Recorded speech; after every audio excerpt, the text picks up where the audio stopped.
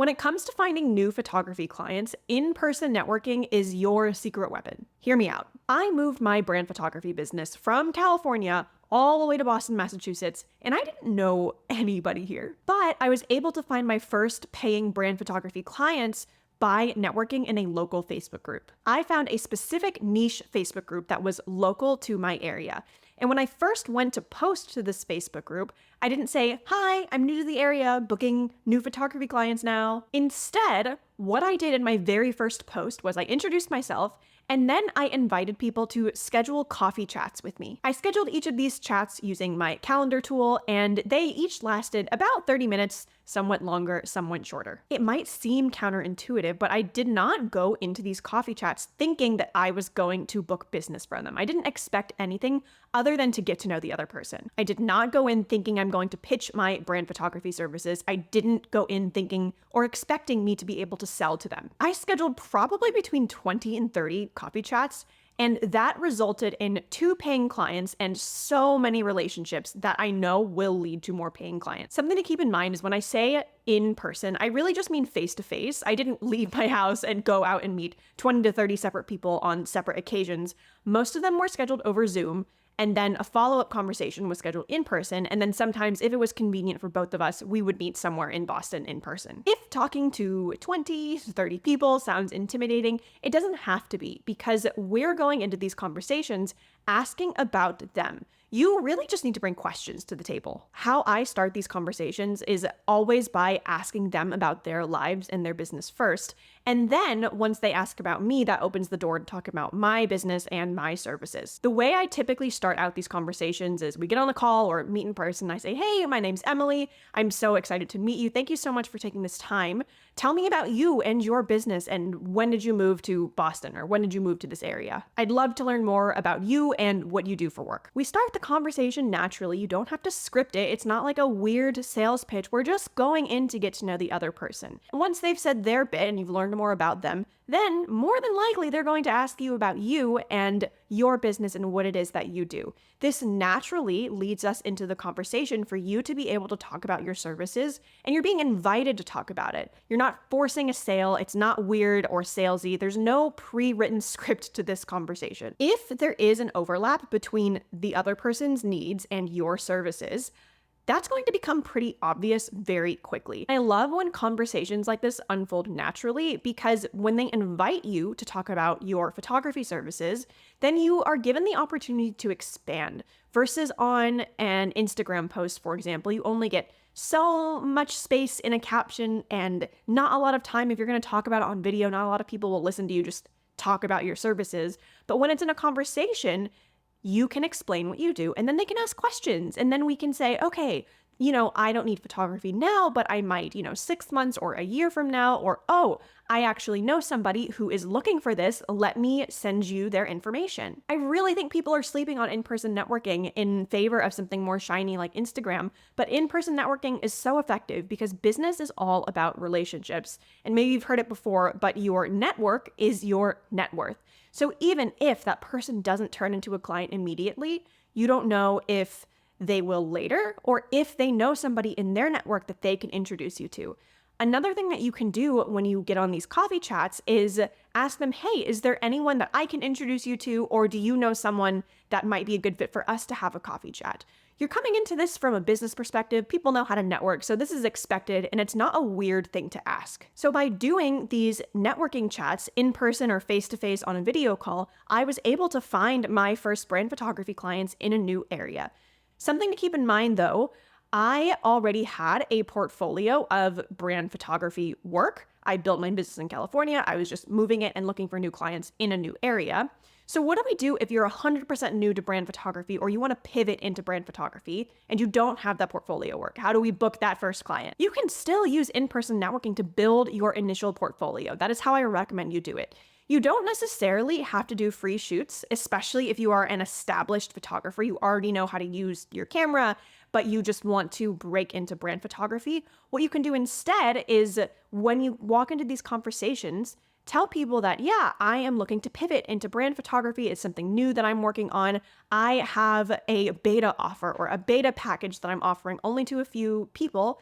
Is this something you'd be interested in? A beta package is where you're testing a new service. You're testing, okay, I think this is what I want my brand photography package to look like. Let me go ahead and trial run it with a few people.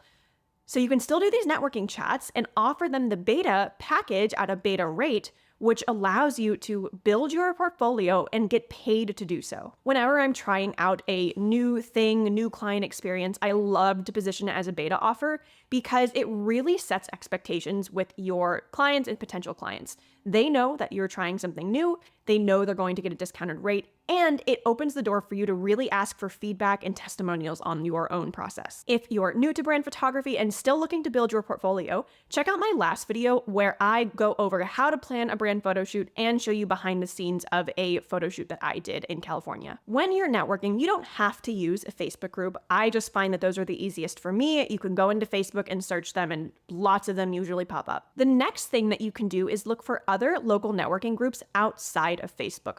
Websites like Meetup and Eventbrite will sometimes have networking meetings or monthly business group meetings. If you don't find anything there, you can try looking at your Chamber of Commerce or national organizations that have local chapters like the Rising Tide Society or BNI. Local networking groups like the Rising Tide Society will typically meet about once a month. It doesn't have to have a national organization, but when I'm looking for a local group, I try to find a group that meets regularly so that I can continue to build that connection and actually get to know people and make friends. Again, when I go to a new meeting, I'm not showing up and immediately pitching my services. I am introducing myself, I am getting to know everybody else first, and then when the time is right, I will explain what I do and talk about my services.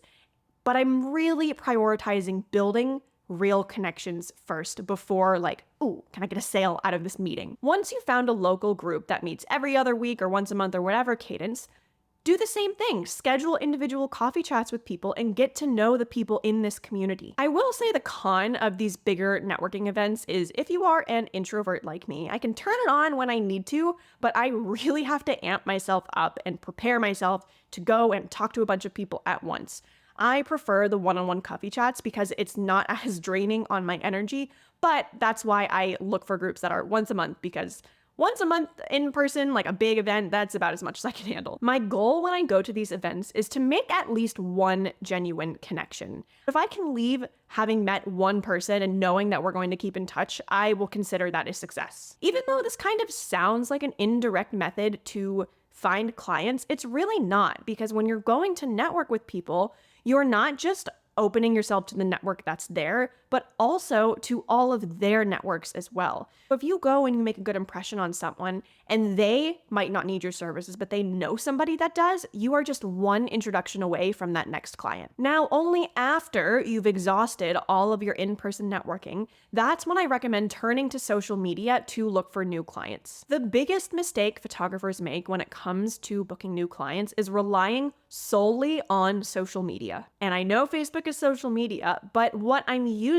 the Facebook groups for is to meet people in person. I'm not just trying to increase my follower count or my view count. Again, I'm also not just posting, "Hi, I'm new here, I'm booking clients." When you think about it, that's kind of just like screaming into the ether. You're saying, "Hi, I'm booking clients," and you're hoping that someone says, "Oh, I'm looking to buy photography right now." And that's just very unlikely. You are much more likely to book a client if you go meet someone and talk to them versus just screaming into the internet abyss. If you aren't combining your social media strategy with in-person networking, then you're really not using social media to its fullest potential. I have been on Instagram for a long time, and I used to be able to just post every day and people would see it. That's not really how it works anymore. I have to do a lot more to stand out from the crowd. This is why I always turn to in-person and face-to-face networking first, because that's a great way to build your Instagram community and following. Of all of the coffee chats that I do and all of the in-person networking events that I go to,